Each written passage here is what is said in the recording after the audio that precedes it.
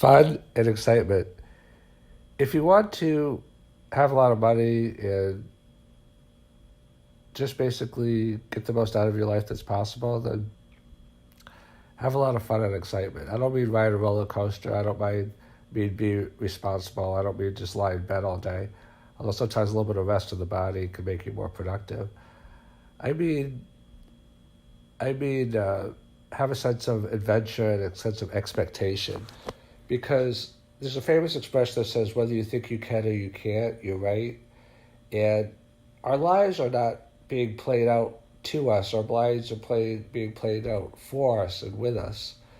And it's really just, this is why I'm writing a book called Natural Consequences, that our lives are basically just a reflection of what we believe, because thoughts are things, and the world is showing us that we have high expectations and that we have low expectations. So I used to feel, and still do to some extent, but I'm working on it, guilty when really good things happen to me, because I felt like some limiting beliefs, like there's not enough to go around, someone else deserves it more. Not so much that I didn't deserve it, but maybe there's someone that, and I just felt like the people that I wanted to associate with, I wasn't quite in their league. I don't really like to even say it, but, they say the truth hurts, but it's easier to say it now because I don't really believe that as much anymore. I believe that on a vibrational level that I'm more happy and that I'm having more fun. Like I'm a very serious-minded person, and I'm a very mission-driven person, but there has to be like an interplay or a nuance or a step back sometimes where you take things very seriously, but you also have a state of allowing and a little bit of a gap. So what do I mean by a gap? I mean that you're not pressing into things 100%, but you're creating a space. Like in a relationship, if you're just pressing the other person that they feel suffocated, there has to be a little bit of a gap there where they feel like they feel your energy, but they also feel a space that they're a little bit removed from your energy, so they have free will to do what they want. And that's where great things happen, not only in relationships, but in the universe, that if your energy is there, like your intent, your will, your desire, but there's also a little bit of a step back. It's kind of like, James Harden when he does the step back three. You have to take a step back in order to move forward sometimes. That's what they do in basketball also. They create a little bit of space for the defender. I mean, Jordan famously did it maybe with a push-off. It's a big debate, at his final shot, whether he pushed off or not. But you have to kind of a little bit push off from life. Like you have to go forward with your desire and your intent and your will, but then you have to step back a little bit and let the universe meet you halfway.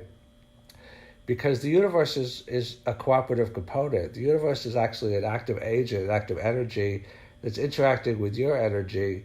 I mean, I'm not an expert on all of this, but this is kind of like my life experience and what I believe.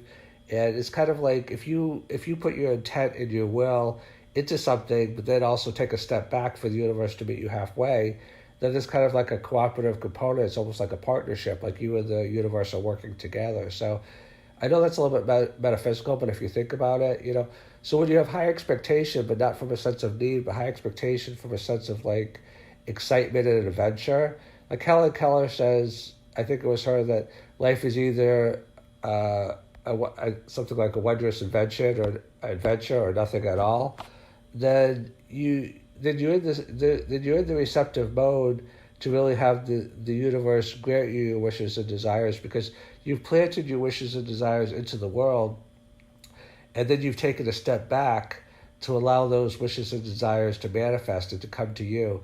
Like Tim McCarver, the great baseball player, analyst, also, he wasn't a great player as much as he was a great announcer, but he said, let the game come to you.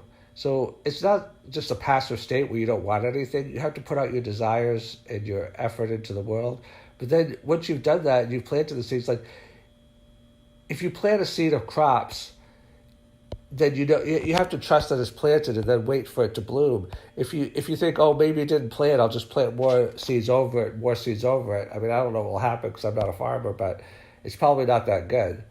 Just to always be overplanting and overplanting. You have to plant, and then you have to water, and then you have to let the sun shine, you have to let time. It's kind of like the caterpillar and the butterfly. You have to wait for the caterpillar to turn into the butterfly.